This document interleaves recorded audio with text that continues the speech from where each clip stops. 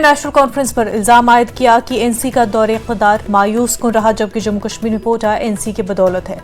محبوبہ نے پلوامہ کے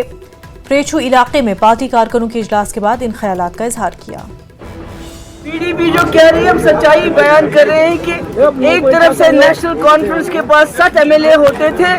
ان کی کارکردگی کیا رہی ہے، اور دوسری طرف پی ڈی پی کے پاس اس سے 3 گنا کم ایم ایل اے ہوتے تو ہماری کارکردگی کیا رہی۔ مجھے تو لگتا ہے یہ کوئی مخالفت نہیں، یہ سچائی ہے کہ پچھلے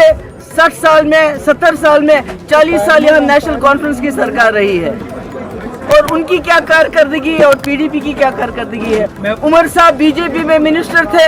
انہوں نے اس وقت کیا کیا، بی جے پی کا حصہ تھے، انہوں نے پوٹا لایا، انہوں نے شاطوس پہ بین لگائی، انہوں نے پاکستان پہ حملہ کرنے کی وکالت کرتے تھے۔ جب ہم نے بی جے پی کے ساتھ کیا تو ہم نے شرطوں پہ کیا،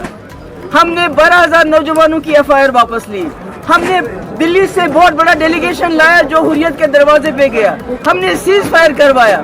میں نے جو یہاں شپین ریپ مرڈر کیس ہوا تھا اس میں عمر صاحب کی کارکردگی بھی دیکھ لیجئے، اور جو میرے وقت میں بڑا ہی